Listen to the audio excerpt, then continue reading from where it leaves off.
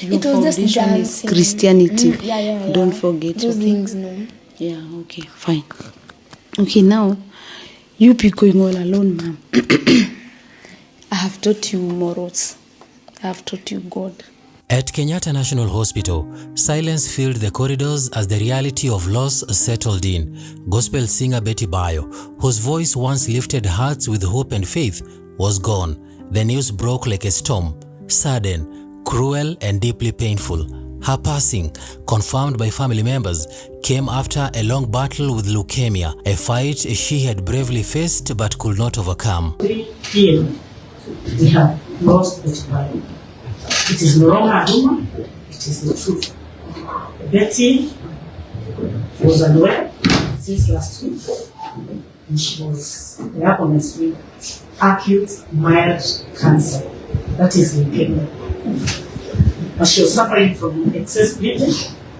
When her daughter, Sky Victor, arrived at the hospital, the weight of the news crushed her young spirit. Sky had been in school earlier that day, unaware that life as she knew it was about to change forever. She was picked up by Grace MWAI, a close family friend and fellow gospel artist who had stood with Betty through her illness. Grace knew the pain waiting ahead, but there was no way to soften it.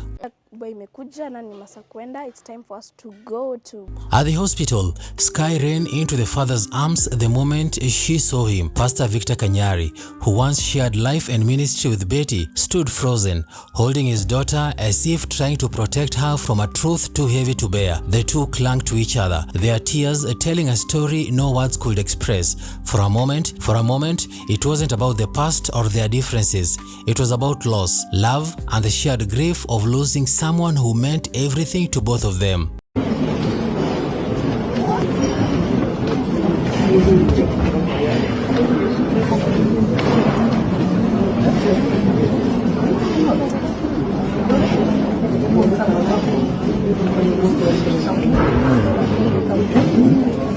Witnesses say Sky broke down completely, her cries echoing through the hospital hallway. It was the sound of a heart breaking in real time. A young girl robbed of her mother, mentor, and best friend. Betty had been more than just a gospel artist to her daughter. She was her role model, a prayer partner, and her biggest supporter. Sky often spoke of her mother's strength and faith, of how she never gave up even when her health failed her. Now, she had to face a world without the strength to lean on.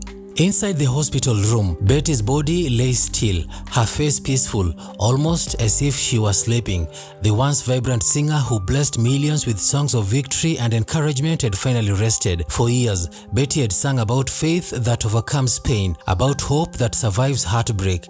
Ironically, those same songs were now being played softly in the background by those who came to pay their respects. Her music, filled with words of faith and resilience, now carried a different weight. A haunting reminder of the woman who gave everything to her calling.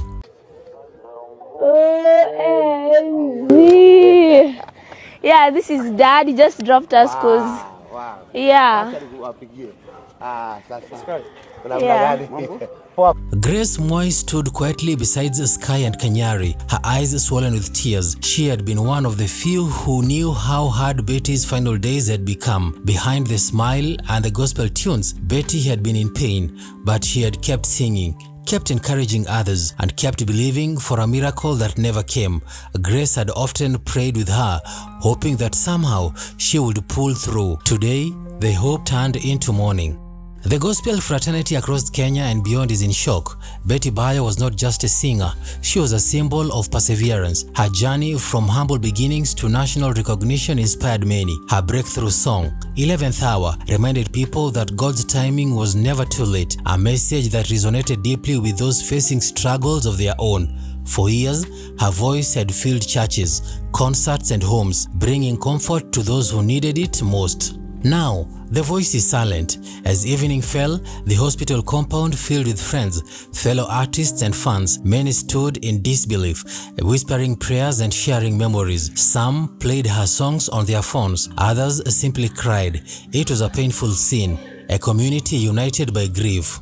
For Sky, this was the beginning of a new chapter written in tears. She had lost not just a parent, but a guiding light. Those who knew her say she is a reflection of her mother, strong, kind-hearted and full of faith. But even strength breaks when faced with such loss. The sight of her holding tightly to her father's arm, unable to let go, broke many hearts. It was a reminder that behind fame and ministry, there are families, children and loved ones who feel the pain far deeper than anyone else. Your It was just foundation is dancing. Christianity. Yeah. Don't forget. Those Okay? things, no. Yeah, okay, fine.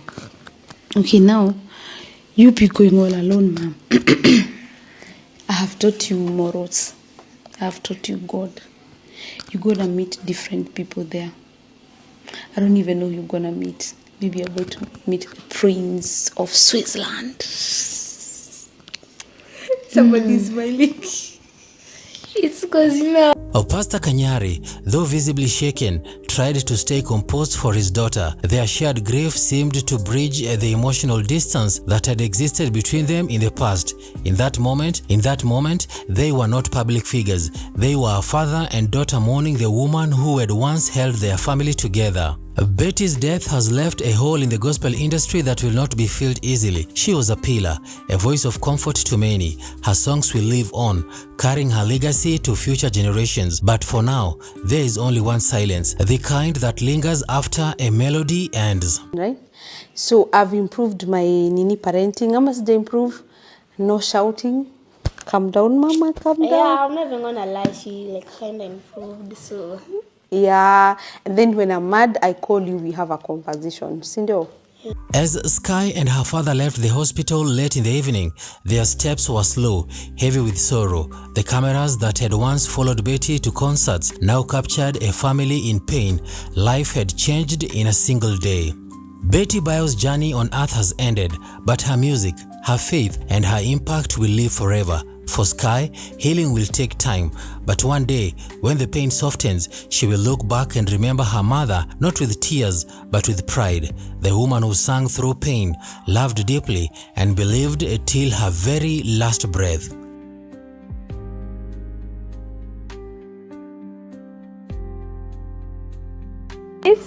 How are you?